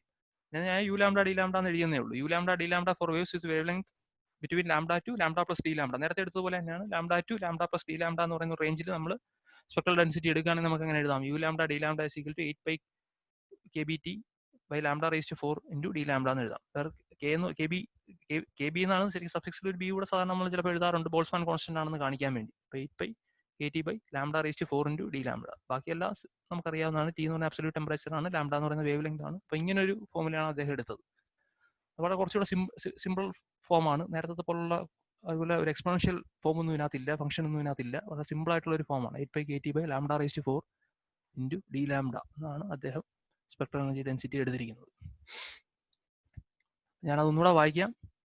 അപ്പോൾ according to Rayleigh, the radiation waves in black body can be compared to standing waves in a cavity. ക്യാവിറ്റിയിലെ സ്റ്റാൻഡിംഗ് വേവ്സിനോടാണ് അദ്ദേഹം റേഡിയേഷൻ വേവ്സിനെ കമ്പയർ ചെയ്തിരിക്കുന്നത്. അപ്പോൾ റേഡിയേഷൻ പുറത്തേക്ക് പ്രൊഡ്യൂസ് ചെയ്യുന്നുണ്ട്, പക്ഷേ എന്ത് ചെയ്യും, അത് അതിനകത്ത് തന്നെ പെർഫെക്റ്റ് ആയിട്ട് അബ്സോർബ് ചെയ്യുന്ന കാരണം എന്ത് ചെയ്യും, അപ്പോൾ അതിനകത്ത് സ്റ്റാൻഡിംഗ് വേവ്സ് ആയിട്ട് റേഡിയേഷൻ വേവ്സിന് നിൽക്കാനേ പറ്റുള്ളൂ. അപ്പോൾ അത് they assumed that oscillators in the wall absorbed and emitted radiation constantly. അപ്പോൾ അതിന്റെ വാൾസിലുള്ള ഓസിലേറ്റേഴ്സ് എന്ത് ചെയ്യുന്നുണ്ട്, റേഡിയേഷൻ അബ്സോർബ് ചെയ്യും, അത് കണ്ടിന്യൂസ് ആയിട്ട് എമിറ്റ് ചെയ്യും ചെയ്യുന്നുണ്ട്. Each oscillator having its own characteristic frequency. അപ്പോൾ അതിന്റെ ഓരോ ഓസിലേറ്ററിന് ഇറ്റ്സ് ഓൺ ക്യാരക്ടറിസ്റ്റിക് ഫ്രീക്വൻസി അതിനുണ്ട്. For continuous operation of any oscillation, standing waves must be set up in the enclosure as cavity walls are perfect reflectors. ഇപ്പോൾ continuous operation എന്തുവാണ്, standing waves ക്യാവിറ്റിയിൽ ഉണ്ടാകണം. Cavity വാൾസിനിടയിൽ standing waves ആയിട്ട് നിൽക്കണം, കാരണം അതിന്റെ walls perfect reflectors ആയതുകൊണ്ട്. അതുപോലെ difference between neighbouring frequencies is so small that the radiation appears to be continuous. അപ്പോൾ അതിന്റെ നെയ്ബറിംഗ് ഫ്രീക്വൻസീസ്, രണ്ട് ഓസിലേറ്റേഴ്സ് നെയ്ബറിംഗ് ഫ്രീക്വൻസീസ് എങ്ങനെയായിരിക്കും? കമ്പാരബിൾ ആയിരിക്കും, അല്ലെ? സോ സ്മോൾ ആയിരിക്കും രണ്ടും തമ്മിലുള്ള ഡിഫറൻസ്. അപ്പോൾ എനർജി ഡെൻസിറ്റി നമുക്ക് എങ്ങനെ എഴുതാം? 8πkT/λ⁴ d⁻ എന്ന് നമുക്ക് എഴുതാം. അപ്പോൾ അതാണ് റെയ്ലി ജീൻസ് ലോ എന്ന് പറയുന്നത്. ഇനി അതെങ്ങനെയാണ് എക്സ്പെരിമെന്റൽ റിസൾട്ടുമായിട്ട് എങ്ങനെയാണ് അതിനെ കമ്പയർ ചെയ്യാൻ പറ്റുന്നത് നമുക്ക് നോക്കാം. From the equation it is clear that energy density decreases with lambda, അല്ലെ? ഇത് നമുക്ക് ഇത് തമ്മിൽ ഇൻവേഴ്സ് ഡിപ്പെൻഡൻസ് ആണുള്ളത്. അതിൽ u λ d λയും λ⁴ തമ്മിൽ ഒരു ഇൻവേഴ്സ് ഡിപ്പെൻഡൻസ് ആണ് ഉള്ളത്. അപ്പം അത് ഡിക്രീസ് ചെയ്യും, അതായത് λ⁴ കൂടുന്നതനുസരിച്ച് മറ്റത് ഡിക്രീസ് ചെയ്യായിരിക്കും ചെയ്യുക, അല്ലെ? ലാംഡ കൂടുന്നതനുസരിച്ച് ഈ λ d λ അല്ലെ u λ d λ എന്ന് പറഞ്ഞ സ്പെക്ട്രൽ എനർജി ഡെൻസിറ്റി എന്തെങ്കിലും കുറയും, ആണ് അവർ പറഞ്ഞിരിക്കുന്നത്. From the equation it is clear that energy density decreases with lambda, which is correct only in the higher wavelength region, അല്ലെ? അതിന് ഹയർ വേവ്ലെങ്ത് റീജിയനിൽ മാത്രമേ പക്ഷേ നമുക്ക് അങ്ങനെ എടുക്കാൻ പറ്റും. സ്മോൾ ലാംഡ എന്ത് ചെയ്യും? ദിസ് ലോ ഫെയിൽ ചെയ്യും. അവിടെ മറ്റത് തിരിച്ചായിരുന്നു, വെയിൻസ് ഡിസ്ട്രിബ്യൂഷൻ ലെവൽ തിരിച്ചായിരുന്നു. അവിടെ സ്മോൾ വേവ്ലെങ്ത് റീജിയനിലാണ് കറക്റ്റായിട്ട് നിന്നത്, ഹയർ വേവ്ലെങ്ത് റീജിയനിലാണ് ലോ ഫെയിൽ ആയത്. ഇവിടെ തിരിച്ചാണ്, ഇവിടെ correct only in the higher wavelength region. അത് തമ്മിലുള്ള വ്യത്യാസം അതുകൊണ്ട് മാറിപ്പോരുത്. ഇവിടെ ഹയർ വേവ്ലെങ്ത് റീജിയനിലാണ് ലോ കറക്റ്റ് ആയിട്ടുള്ളത്, സ്മോൾ വേവ്ലെങ്തിൽ ലോ എന്ത് ചെയ്യും? ഫെയിൽ ചെയ്യും. അപ്പോൾ this problem for small wavelengths became known as ultraviolet catastrophe എന്ന് പറയുന്നത്. അപ്പോൾ അതിനെയാണ് നമ്മൾ അൾട്രാവയലറ്റ് കാറ്റാസ്ട്രോഫി എന്ന് പറയുക. That is excess radiation is found at shorter wavelength in the UV region. UV റീജിയനിൽ എക്സസ് റേഡിയേഷൻ ഉണ്ടാകുക. It was one of the outstanding exceptions that classical physics could not explain. അപ്പോൾ ഇത് classical ഫിസിക്സിന് explain ചെയ്യാൻ പറ്റുന്നതിന് മേലെയുള്ള ഒരു ഫിനോമിനയാണ്. അതിനാണ് നമ്മൾ ultraviolet catastrophe എന്ന് പറയുക. അപ്പോൾ ആ രണ്ട് എക്സ്പെരിമെന്റൽ കർവും ഞാൻ ഇവിടെ വരച്ചിട്ടുണ്ട്, അതുപോലെ റെയ്ലി ജീൻസ് കർവും ഇവിടെ വരച്ചിട്ടുണ്ട്. അപ്പം നിങ്ങൾക്ക് തന്നെ കാണാം, ഇതാണ് ഹയർ വേവ്ലെങ്ത് റീജിയൻ എന്ന് പറഞ്ഞാൽ. അവിടെ എന്ത് ചെയ്യുന്നുണ്ട്? ഇത് ഏറെക്കുറെ മറ്റതുപോലെ തന്നെ ആ വേരിയേഷൻ അതുപോലെ തന്നെ വരുന്നുണ്ട്, അല്ലേ? പക്ഷേ ഈ ലോവർ വേവ്ലെങ്ത് റീജിയനെ പറ്റി ഇതൊന്നും പറയുന്നില്ല, കാരണം ഇവിടെ ഓപ്പൺ ആണ്. അപ്പോൾ ഈ റീജിയൻ എന്ന് പറയുന്നത് എന്തായിരിക്കും? വിസിബിൾ കഴിഞ്ഞിട്ടുള്ള റീജിയൻ. ഇതിനെ നമ്മൾ അൾട്രാവയലറ്റ് എന്നാണ് പറയുക, അല്ലെ? അതായത് അൾട്രാവയലറ്റ് റീജിയനിലാണ് ഇത് പീക്ക് ചെയ്യുക. അവിടെ എന്തുമാത്രം പീക്ക് ചെയ്യുന്നുണ്ടെന്ന് പറയുന്നില്ല. ഈ കർവ് ഈ 5000 കെൽവിൻ എഴുതിയിരിക്കുന്ന ആ ഭാഗം ഉണ്ടല്ലോ, ആ ഭാഗമാണ് ഇത്രയും, ഈ റീജിയൻ ആണ് നമുക്ക് എന്ത് ചെയ്യാൻ പറയുക? അൾട്രാവയലറ്റ് റീജിയൻ എന്ന് പറഞ്ഞാൽ. അങ്ങനെ വിസിബിൾ ലൈറ്റ് ഇവിടെ ഉണ്ട്, അല്ലെ? അതിനുശേഷമുള്ള ഒരു റീജിയൻ ആയിട്ടാണ് നമ്മൾ എടുക്കുക. അപ്പോൾ ഈ ഒരു റീജിയൻ എന്ന് പറഞ്ഞാൽ നമുക്ക് അൾട്രാവയലറ്റ് റീജിയൻ. അപ്പോൾ ആ അൾട്രാവയലറ്റിന്റെ റീജിയനിൽ എന്തുമാത്രമാണ് അത് പീക്ക് ചെയ്യുന്നുള്ളത് നമുക്ക് പറയാൻ കഴിയില്ല എന്നുള്ളതാണ് അതിന്റെ പ്രശ്നം. അപ്പോൾ ആ ഒരു റീജിയനിൽ എന്തുമാത്രം എനർജി റേഡിയേറ്റ് ചെയ്യുന്നുണ്ട് എന്ന് പറയാൻ പറ്റാത്തതിനാണ് അൾട്രാവയലറ്റ് കാറ്റാസ്ട്രോഫി എന്ന് പറയുന്നത്. ദിസ് എൻ്റെ റീജിയൻ. അപ്പോൾ ഏരിയ അണ്ടർ ദ കർവ് അതുപോലെ തന്നെ കമ്പ്യൂട്ട് ചെയ്യാൻ എളുപ്പമല്ല, അല്ലേ? കാരണം ഒരു സ്ഥലത്ത് അത് ഓപ്പൺ ആണ് കർവ്, അപ്പോൾ ഏരിയ അണ്ടർ ദ കർവും പറ്റത്തില്ല, അത് ഇൻഫിനിറ്റിയിലേക്ക് പോകും. അപ്പോൾ അങ്ങനെയുള്ള ഒരു പ്രശ്നം അതിനകത്തുണ്ട്. അതിനെയാണ് നമ്മൾ അൾട്രാവയലറ്റ് കാറ്റാസ്ട്രോഫി എന്ന് പറയുക. Excess radiation is on shorter wavelength. അപ്പോൾ ഇതാണ് ഷോർട്ടർ വേവ് ലെങ്ത് റീജിയൻ എന്ന് പറഞ്ഞാൽ. അപ്പോൾ അവിടെയാണ് എക്സസ് റേഡിയേഷൻ കാണുക. അവിടെ എത്രയാണ് റേഡിയേഷൻ നമുക്ക് കമ്പ്യൂട്ട് ചെയ്യാൻ പറ്റുന്നില്ല. എക്സസ് റേഡിയേഷൻ എന്ന് പറയാനേ പറ്റുന്നുള്ളൂ. എന്തുമാത്രം റേഡിയേഷൻ അവിടെ ഉണ്ട്, അല്ല അവിടുത്തെ കൃത്യമായ റേഡിയേഷൻ വൈ ആക്സിൽ പ്ലോട്ട് ചെയ്തിട്ടുണ്ട്, പക്ഷേ എത്രയാണ് റേഡിയേഷൻ എന്ന് പറയാൻ പറ്റത്തില്ല. അപ്പോൾ ഒരു റീജിയന് ശേഷം മാത്രമേ, അതായത് ഹയർ വേവ് ലെങ്ത് റീജിയനിൽ മാത്രമേ കൃത്യമായിട്ട് ഈ കർവ് ഉള്ളൂ. അവിടെ മാത്രം ഇവിടെ ഇത്രയാണ് റേഡിയേഷൻ എന്ന് പറയാം, ഇവിടെ ഇത്രയാണ് റേഡിയേഷൻ എന്ന് പറയാം. പക്ഷേ ഇതിന് ഇപ്പുറത്തോട്ട് എങ്ങനെ പറയാൻ പറ്റത്തില്ല. അപ്പോൾ അത് അവിടെ എന്ത് ചെയ്യുന്നുണ്ട്? ഈ കർവ് ബ്രേക്ക് ചെയ്യുന്നുണ്ട്. അപ്പോൾ അവിടെ അങ്ങനെ അത് ഒരു ക്ലാസിക്കൽ ഫിസിക്സിന് എക്സ്പ്ലെയിൻ ചെയ്യാൻ പറ്റുന്നതിലും കൂടുതലായിട്ടുള്ള ഒരു പ്രോബ്ലം ആയിരുന്നു. അതിനെയാണ് നമ്മൾ അൾട്രാവയലറ്റ് കാറ്റാസ്ട്രോഫി എന്ന് പറയുക. ഇപ്പോൾ ലോർഡ് റെയ്ലിയുടെ പടം ഇവിടെ ഞാൻ സൈഡിൽ കാണിച്ചിട്ടുണ്ട്. അപ്പോൾ അദ്ദേഹത്തിന്റെ വേറൊരു പേരാണ് John William Strutt. John William Strutt എന്നാണ് അദ്ദേഹത്തെ അറിയുന്നത്. അദ്ദേഹത്തിന് also called as Lord Rayleigh. അദ്ദേഹത്തിന്റെ കർവാണ് ഉള്ളത്. പക്ഷെ അദ്ദേഹത്തിന്റെ കർവ് ഇത്രയും വലിയൊരു ഡീവിയേഷൻ ഉണ്ടായിട്ടും ഈ ലോ എന്തുകൊണ്ടാണ് ശ്രദ്ധേയമായതെന്നുള്ളതാണ് നമ്മൾ ചിന്തിക്കേണ്ടത്. ശ്രദ്ധേയമായത് വേറൊന്നും കൊണ്ടല്ല, ഈ ഓസിലേറ്റേഴ്സിന്റെ തിയറി ആദ്യമായിട്ട് പറഞ്ഞത്, ഓസിലേറ്റേഴ്സ് ആണ് അതിന്റെ വാൾസിൽ ഉള്ളത് എന്ന് പറയാൻ പറ്റിയത് അദ്ദേഹത്തിനാണ്. അതുകൊണ്ടാണ് പ്ലാങ്കിനെ അതിൽ നിന്ന് പിന്നെ മോഡിഫൈ ചെയ്ത് അദ്ദേഹത്തിന്റെ ഡിസ്ട്രിബ്യൂഷൻ ലോ കൊണ്ടുവരാൻ പറ്റിയത്. പക്ഷേ ആ ഓസിലേറ്റേഴ്സ് ഒന്നും മറ്റാരും പറഞ്ഞില്ല. അപ്പോൾ അതുവഴി അദ്ദേഹം ബാക്കിയുള്ള എല്ലാ കാര്യങ്ങളും പറഞ്ഞിട്ടുണ്ടെങ്കിൽ ഈ ഇക്വേഷൻ എന്ന് പറഞ്ഞാൽ വളരെ വളരെ ഫീബിൾ ആയിട്ടുള്ള ഒരു ഇക്വേഷനാണ്. അതിന് കറക്റ്റായിട്ട് ഇതിനെ റെപ്രസെന്റ് ചെയ്യാൻ പറ്റിയില്ല എന്നുള്ളതാണ്. അപ്പോൾ അതാണ് അദ്ദേഹത്തിന്റെ ഇമ്പോർട്ടൻസ് എന്ന് പറഞ്ഞാൽ. അപ്പോൾ രണ്ട് ഡിസ്ട്രിബ്യൂഷൻ ലോയും നിങ്ങൾ ഓർത്തിരിക്കുക. വീൻസ് ഡിസ്ട്രിബ്യൂഷൻ ലോയി ഓർക്കുക, റെയ്ലി ജീൻസിന്റെ ഡിസ്ട്രിബ്യൂഷൻ ലോയി ഓർക്കുക. അപ്പോൾ രണ്ടും തമ്മിലുള്ള വ്യത്യാസങ്ങളും നമ്മൾ നോക്കുക കേട്ടോ. അപ്പോൾ അടുത്തത് നമ്മളെന്ന് പറഞ്ഞാൽ ക്ലാസിക്കൽ തിയറിയിലേക്ക് വരികയാണ് വീണ്ടും. അക്കോർഡിംഗ് ടു ക്ലാസിക്കൽ തിയറി നമുക്ക് അങ്ങനെ പറയാം, black body radiation whose wavelength and colour depends on the temperature of the object. അതാണ് ക്ലാസിക്കൽ തിയറി പറഞ്ഞത്. അതായത് ടെമ്പറേച്ചറുമായിട്ടാണ് വേവ് ലെങ്തിനും കളറിനും ഡിപ്പെൻഡൻസ്, അല്ല മറ്റുള്ള ഒരു കാര്യങ്ങളും അത് പറയുന്നില്ല. The wavelength of energy emitted by an object depends only on its temperature, not its surface or composition. അതിന്റെ സർഫസിനെ കുറിച്ചോ കോമ്പോസിഷനെ പറ്റിയോ പറഞ്ഞാൽ ഈ ഓസിലേറ്റേഴ്സിനെ കുറിച്ചൊക്കെ കുറച്ചുള്ള സംഗതികളൊക്കെ വരുന്നുള്ളൂ. അപ്പൊ അങ്ങനെയുള്ള കാര്യങ്ങളൊന്നും ക്ലാസിക്കൽ തിയറിയിൽ പറയുന്നില്ല. ക്ലാസിക്കൽ തിയറിയിൽ എന്ത് മാത്രമേ പറയുന്നുള്ളൂ? Wavelength of energy emitted by an object depends only on its temperature. ടെമ്പറേച്ചറിന് അനുസൃതമായിട്ടുള്ള വേവ് ലെങ്ത് ഉള്ള എനർജി എമിറ്റ് ചെയ്യും എന്ന് മാത്രമേ പറയുന്നുള്ളൂ ഒരു ഹോട്ട് ഒബ്ജക്റ്റ്. അതാണ് ബ്ലാക്ക് ബോഡി റേഡിയേഷനിൽ ക്ലാസിക്കൽ തിയറി പറഞ്ഞത്. പിന്നെ രണ്ടാമത്തത് എന്ന് പറഞ്ഞാൽ classical theory could not explain the sharp decrease in the intensity of radiation emitted at shorter wavelengths. Shorter wavelength എന്ന് പറഞ്ഞാൽ ഈ റീജിയൻ ആണ്. ഷോർട്ടർ വേവ് ലെങ്തിൽ ഷാർപ്പായിട്ടുള്ള ഡിക്രീസ് ആണ് കാണുക അല്ലെ. ഹയർ പീക്കിൽ നിന്ന് ഷോർട്ടർ വേവ് ലെങ്ത് റീജിയനിലോട്ട് പോകുമ്പോൾ എന്ത് ചെയ്യും, മാക്സിമം പീക്കായ ഈ റീജിയനിൽ നിന്ന് ഷോർട്ടർ വേവ് ലെങ്തിലേക്ക് പോകുമ്പോൾ ഷാർപ്പായിട്ടുള്ള ഒരു ഡിക്രീസ് ഉണ്ടാകുക. അതെന്തുകൊണ്ടാണ് ആ ഷാർപ്പായിട്ടുള്ള ഡിക്രീസ് അങ്ങനെ ഉണ്ടാകുന്നതെന്ന് ആർക്ക് പറയാൻ പറ്റുന്നില്ല, ക്ലാസിക്കൽ തിയറിക്ക് പറയാൻ പറ്റുന്നില്ല. അപ്പം അതായത് വേറെ രീതിയിൽ പറഞ്ഞാൽ രണ്ട് റീജിയനും, അതായത് ഷോർട്ട് വേവ് ലെങ്ത് റീജിയനും ലോങ് വേവ് ലെങ്ത് റീജിയനും കൂടെ സ്വീകാര്യമായ ഒരു കോമൺ ഇക്വേഷൻ ഇല്ല. രണ്ടുപേരും രണ്ട് സ്ഥലങ്ങളാണ് എക്സ്പ്ലെയിൻ ചെയ്തിരിക്കുന്നത്. ഒരാൾ ഷോർട്ട് വേവ് ലെങ്ത് റീജിയൻ പറഞ്ഞെങ്കിൽ മറ്റേ ലോങ് വേവ് ലെങ്ത് റീജിയൻ ആണ് പറഞ്ഞത്. അവർ രണ്ടിനും കൂടെ സ്വീകാര്യമായ, എൻ്റെയർ കർവിനും സ്വീകാര്യമായ ഒരു ഇക്വേഷൻ ഇതുവരെ ഉണ്ടാക്കിയിട്ടില്ല. അതാണ് ക്ലാസിക്കൽ തിയറിയുടെ ഒരു മേജർ ഡ്രോബാക്ക് എന്ന് പറയുന്നത്. അതിനെ ഓവർകം ചെയ്യാനാണ് Max Planck introduce the quantum hypothesis, the quantum of energy after observing Wien's law and Rayleigh Jeans law. അദ്ദേഹത്തിന് കുറച്ചുകൂടി എളുപ്പം ഉണ്ടായിരുന്നു, കാരണം ഈ രണ്ട് ലോസ് ഓൾറെഡി എഴുതി വെച്ചിട്ടുണ്ടായിരുന്നു. അപ്പോൾ ആ രണ്ട് ലോസും അദ്ദേഹം ഒബ്സർവ് ചെയ്തതിന് ശേഷമാണ് അദ്ദേഹം ക്വാണ്ടം ഹൈപ്പോത്തിസിസിലേക്ക് വന്നത്. പക്ഷെ അദ്ദേഹം ഇത് സ്റ്റഡി ചെയ്യാൻ എടുക്കുമ്പോൾ തന്നെ നമുക്കറിയാം ഓസിലേറ്ററിന്റെ ഒരു മെക്കാനിസം തന്നെ ആയിരിക്കും അതിനകത്ത് വർക്ക് ചെയ്യുക, അതായത് ഓസിലേറ്റേഴ്സ് ആയിട്ട്. അപ്പോൾ പിന്നെ അതിന് ക്വാണ്ടത്തിന്റെ അതായത് ക്വാണ്ടം ഓഫ് എനർജിയാണ് അതിൽ നിന്ന് റേഡിയേറ്റ് ചെയ്യുന്നത് അല്ലെങ്കിൽ അബ്സോർബ് ചെയ്യുന്നതെന്ന് മാത്രം പറഞ്ഞാൽ മതി. ബാക്കിയെല്ലാം അതിനകത്ത് തന്നെ ഉണ്ടായിരുന്നു. അതായത് ക്വാണ്ടം ഓസിലേറ്റർ ആണ്, സാധാരണ ഓസിലേറ്റർ അല്ല, ക്വാണ്ടം ഓസിലേറ്റർ ആണ് എന്റെ വാൾസിലുള്ളത് എന്ന് മാത്രം പറഞ്ഞാൽ മതിയായിരുന്നു മാക്സ് പ്ലാങ്കിന്. ബാക്കി എല്ലാ കാര്യങ്ങളും ഓൾറെഡി അവിടെ തന്നെ ഉണ്ടായിരുന്നു. ഓസിലേറ്റർ ആണെന്ന് ലോർഡ് റെയ്ലി തന്നെ പറഞ്ഞിട്ടുണ്ടായിരുന്നു. അപ്പോൾ അതുകൊണ്ട് അത് രണ്ടും ഒബ്സർവ് ചെയ്തതിന് ശേഷം അദ്ദേഹത്തിന് വളരെ പെട്ടെന്ന് അതുകൊണ്ട് ക്വാണ്ടം ഹൈപ്പോത്തിസിസിലേക്ക് വരാൻ കഴിഞ്ഞു എന്നുള്ളതാണ്. അപ്പോൾ Rayleigh Jeans law plays an important part in the derivation of the Planck's formula for thermal radiation. In 1901, Planck published his law based on quantum hypothesis, and his assumption provided a law that was experimentally verified for black body radiation as both long and short wavelengths. അപ്പോൾ അങ്ങനെ 1901 അദ്ദേഹം quantum hypothesis publish ചെയ്യുന്നത്. അപ്പോൾ അത് base ചെയ്ത് പ്ലാങ്കിന്റെ distribution law അദ്ദേഹം പറയും. ആ ഡിസ്ട്രിബ്യൂഷൻ ലോ എന്ത് ചെയ്യും, both long and short wavelength റീജിയനിൽ ആ ഡിസ്ട്രിബ്യൂഷൻ ലോ നന്നായിട്ട് ഫിറ്റ് ചെയ്യുന്നതായിട്ട് നമുക്ക് കാണാൻ കഴിയും. അപ്പോൾ രണ്ട് സ്ഥലത്തും ഈക്വൽ ആയിട്ട് വാലിഡ് ആയിട്ടുള്ള ഒരു ലോ ആയിട്ട് നമുക്ക് എടുക്കാൻ പറ്റുന്നതാണ് പ്ലാങ്കിന്റെ ഡിസ്ട്രിബ്യൂഷൻ ലോ ആണ്. അത് ക്വാണ്ടം ഹൈപ്പോത്തിസിസിനെ ബേസ് ചെയ്തിട്ടാണ്. അതാണ് ക്വാണ്ടം മെക്കാനിക്സിന്റെ ഒരു സ്റ്റെപ്പിംഗ് സ്റ്റോൺ എന്ന് പറഞ്ഞാൽ. അപ്പോൾ according to his theory, radiant energy is emitted or absorbed discontinuously in the form of tiny bundles of energy known as quanta, and this can be expressed as E equal to h nu. അതാണ് ഞാൻ തൊട്ട് മുമ്പേ പറഞ്ഞത്. Quanta ആയിട്ടാണ് energy പുറത്തേക്ക് emit ചെയ്യുക, absorb ചെയ്യുക എന്നാണ് അദ്ദേഹം പറഞ്ഞത്. റേഡിയന്റ് എനർജി എമിറ്റ് ചെയ്യുന്നത് എങ്ങനെയാണ്, ഡിസ്കണ്ടിന്യൂസ്ലി, അത് കണ്ടിന്യൂസ് ആയിട്ട് എമിറ്റ് ചെയ്യുന്നില്ല.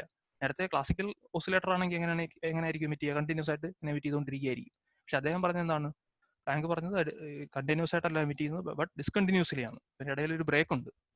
അത് മാത്രമല്ല ടൈനി ബണ്ടിൽസ് ഓഫ് എനർജി ആയിട്ടാണ് എമിറ്റ് ചെയ്യുക. അങ്ങനെ ആ ടൈനി ബണ്ടിൽസിനെയാണ് നമ്മൾ ക്വാണ്ട എന്ന് പറയുക. അപ്പോൾ ഈ ഈക്വൽ ടു h nu എന്ന് നമുക്ക് പറയാം. Where is the radiant energy, h is the Planck's constant, and nu is the frequency of radiation. E equal to h nu എന്ന് പറയുന്ന ആ ഫേമസ് ലോ അദ്ദേഹം പ്രപ്പോസ് ചെയ്തതാണ്. A body can emit or absorb energy only in whole number multiples of quantum number. That is 1h nu, 2h nu, 3h nu, അങ്ങനെ nh nu വരെ whole number multiples of quantum number ആയിട്ടാണ് അദ്ദേഹം എടുത്തത്. അപ്പം അങ്ങനെ ബോഡിക്ക് emit ചെയ്യാൻ പറ്റും. അല്ല ഹാഫ് ഇൻറ്റീജർ ആയിട്ടുള്ള ഒരു ക്വാണ്ടിറ്റി ഇല്ല, ഹോൾ നമ്പർ മൾട്ടിപ്പിൾസേ ഉള്ളൂ. അല്ലെ ഹാഫ് ഇൻറ്റീജർ മൾട്ടിപ്പിൾസ് ഒന്നും ഇതിനകത്തില്ല ബോഡിക്ക്. അപ്പോൾ അങ്ങനെ ഹോൾ നമ്പർ മൾട്ടിപ്പിൾസ് ആയിട്ട് ഉള്ള മൾട്ടിപ്പിൾസ് ഓഫ് ക്വാണ്ടം നമ്പർ ആയിട്ട് എന്ത് ചെയ്യാൻ പറ്റും, എനർജിയെ എമിറ്റ് ചെയ്യാനോ അബ്സോർബ് ചെയ്യാനും പറ്റും. Energy in fraction of A quantum number cannot be lost or absorbed. അപ്പോൾ എനർജി ഒരു ഫ്രാക്ഷൻ ആയിട്ട് അബ്സോർബ് ചെയ്യാനോ അല്ലെങ്കിൽ അതിൽ നിന്ന് എമിറ്റ് ചെയ്യാനോ കഴിയില്ല. അപ്പോൾ this is known as A quantisation of energy. അപ്പോൾ n നമ്മൾ അറിയാൻ മാത്രം മതി. എൻ്റെ വാല്യൂ അറിയാമെങ്കിൽ n × h nu അറിയാമെങ്കിൽ നമുക്ക് എനർജി കമ്പ്യൂട്ട് ചെയ്യാൻ പറ്റും. Based on this theory, Planck obtained the following expression for energy density of black body radiation. അപ്പോൾ Planck's distribution law ആണ് Planck's distribution law for the energy. E lambda എന്ന് പറഞ്ഞാൽ radiated per unit volume by a cavity of a black body. ഒരു unit volume radiate ചെയ്യുന്ന energy എന്ന് പറഞ്ഞു കഴിഞ്ഞാൽ എന്താണെന്ന് പറയാം, വേവ് ലെങ്ത് ഇന്റർവൽ നേരത്തെ പോലെ lambda to lambda plus T lambda can be written as C lambda is equal to 8 by SC by lambda raised to 5 into 1 by exponential e raised to SC by KT lambda minus 1. C by lambda mu എന്ന് എഴുതാൻ വേണമെങ്കിൽ നമുക്ക്, അപ്പോൾ അങ്ങനെയാണെങ്കിൽ h mu by KT എന്ന് എഴുതും അല്ലേ, h mu by KT minus 1 എന്ന് നമുക്ക് എഴുതാം. C by lambda നമ്മൾ ഫ്രീക്വൻസി ആയിട്ട് റെപ്രസെന്റ് ചെയ്യുകയാണെങ്കിൽ h nu by KT എന്ന് എഴുതാം, KT minus 1 എന്ന് നമുക്ക് എഴുതാം. അപ്പോൾ ഇപ്പോൾ ലാംഡ അറിയാമെങ്കിൽ ദിസ് ഹോൾ തിങ്ങിന് ഒറ്റ സിംഗിൾ വാല്യൂ ഉണ്ടാകത്തുള്ളൂ, അല്ലെ പിന്നെ ഈ ഡിസ്ട്രിബ്യൂഷനേ ഉള്ളൂ. ഈ ഹോൾ വാല്യൂവിനെ ഡിസ്ട്രിബ്യൂഷനായിട്ട് ഇവിടെ അപ്പോൾ ഒരു എക്സ്പോണൻഷ്യൽ ഡിസ്ട്രിബ്യൂഷൻ തന്നെയാണ് ഉള്ളത്, പക്ഷേ ഡിസ്ട്രിബ്യൂഷൻ്റെ ഫോം ഇങ്ങനെയാണെന്നേ ഉള്ളൂ, 1 by exponential SC by KT lambda minus 1. K is Boltzmann constant and T is the absolute temperature. അപ്പോൾ ഇങ്ങനെ ഒരു ഡിസ്ട്രിബ്യൂഷൻ ലോ ഫിറ്റ് ചെയ്യുന്ന സമയത്തായിരിക്കും നമുക്ക് എന്ത് ചെയ്യാൻ പറ്റുന്നത്, കറക്റ്റ് ആയിട്ടുള്ള എക്സ്പെരിമെന്റൽ ആയിട്ടുള്ള കർവും മറ്റേ കർവും, അതായത് ഈ ഡിസ്ട്രിബ്യൂഷൻ കർവുമായിട്ട് കറക്റ്റ് ആയിട്ട് മാച്ച് ചെയ്യുക രണ്ട് റേഞ്ചിലും, അതായത് ലോ ഇന്റൻസിറ്റി ലോങ് വേവ് ലെങ്തിന്റെ റീജിയനിലും അതുപോലെ ഷോർട്ട് വേവ് ലെങ്തിന്റെ റീജിയനിലും കറക്റ്റ് ആയിട്ടുള്ള മാച്ച് ചെയ്യുന്ന ഡിസ്ട്രിബ്യൂഷൻ ലോ ആണ് ഇത്. 8/c/λ⁵ into 1/exponential hc/kt λ-1 എന്നുള്ളത്. c/λ നിങ്ങൾക്ക് വേണമെങ്കിൽ മ്യൂ ആയിട്ട് എടുക്കാം, അങ്ങനെയാണെങ്കിൽ എക്സ്പോണൻഷ്യൽ h/kt -1 എന്ന് നിങ്ങൾ എഴുതിക്കൊള്ളുക. K is the Boltzmann constant and T is the absolute temperature.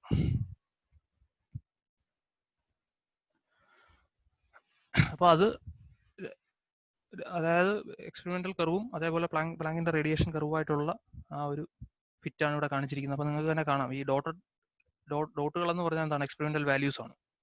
ഓരോ ടെമ്പറേച്ചറിലെ, അതായത് 2500 കെൽവിൻ അതുപോലെ 3000 കെൽവിനിലുള്ള എക്സ്പെരിമെന്റൽ റിസൾട്ട്സിനെ നമ്മൾ ഡോട്ടഡ് വാല്യൂസ് ആയിട്ട് ഇവിടെ പ്ലോട്ട് ചെയ്തിട്ടുണ്ട്. അപ്പോൾ അതിനകത്ത് എന്ത് ചെയ്തിട്ടുണ്ട്, പ്ലാങ്കിന്റെ റേഡിയേഷൻ ലോ ഫിറ്റ് ചെയ്തിരിക്കുന്നതാണ് ലൈൻ എന്ന് പറഞ്ഞാൽ.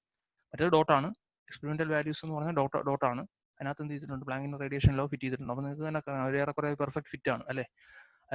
ലോങ് വേവ് ലെങ്ത് റീജിയനിലും അതുപോലെ ഷോർട്ട് വേവ് ലെങ്ത് റീജിയനിലും എങ്ങനെയാണ് ലോ നന്നായിട്ട് ഫോളോ ചെയ്യുന്നുണ്ട്. രണ്ട് ടെമ്പറേച്ചർ റീജിയനിലും, 2 ടെമ്പറേച്ചറേ വരച്ചിട്ടുള്ളൂ, മിക്കവാറും എല്ലാ ടെമ്പറേച്ചർ റീജിയനിലും ആ ലോ നന്നായിട്ട് ഫിറ്റ് ചെയ്യുന്നുണ്ട് എന്ന് നമുക്ക് പറയാൻ പറ്റും. അതുപോലെ ക്ലാസിക്കൽ തിയറി റെയ്ലി ജീൻസ് ലോയും സൈഡിൽ വരച്ചിട്ടുണ്ട്. ഇങ്ങനെ ഡോട്ടഡ് കർവ്സ് ആയിട്ട് ഇവിടെ അല്ലെ, ഡോട്ടഡ് കർവായിട്ട് ഇവിടെ വലതുവശത്ത് അതും വരച്ചിട്ടുണ്ട്. രണ്ടും തമ്മിലുള്ള ഡയറക്റ്റ് കമ്പാരിസൺ ഇവിടെ നമുക്ക് പോസിബിൾ ആണ്. അപ്പോൾ comparison of classical theory, Rayleigh Jeans law and Planck's radiation law. അപ്പോൾ dotted values are experimental results. As you can see, Planck's law fits both in the shorter and longer wavelength regions എന്ന് നമുക്ക് പറയാം. Planks law എന്ത് ചെയ്യുന്നുണ്ട്, shorter wave length റീജിയനിലും അതുപോലെ longer wave length റീജിയനിലും നന്നായിട്ട് fit ചെയ്യുന്നുണ്ട്. അപ്പോൾ ഇതാണ് നമ്മുടെ ക്വാണ്ടം ഹൈപ്പോത്തസിസിൽ നമ്മൾ ബ്ലാക്ക് ബോഡി റേഡിയേഷൻ എക്സ്പ്ലെയിൻ ചെയ്യുന്ന. അല്ല, ക്ലാസിക്കൽ ഫിസിക്സിന് പല കാര്യങ്ങളും എക്സ്പ്ലെയിൻ ചെയ്യാൻ പറ്റിയില്ല അപ്പോൾ അത് ക്വാണ്ടം ഹൈപ്പോത്തസിസ് ഉപയോഗിച്ച് അങ്ങനെ ആ ഫിനോമിനെ എക്സ്പ്ലെയിൻ ചെയ്തിരിക്കുന്നതാണ് നമ്മൾ പറയുന്നത്. അതുവഴി failure of classical physics, otherwise drawbacks of classical physics, അതാണ് that is what we explained through this lecture.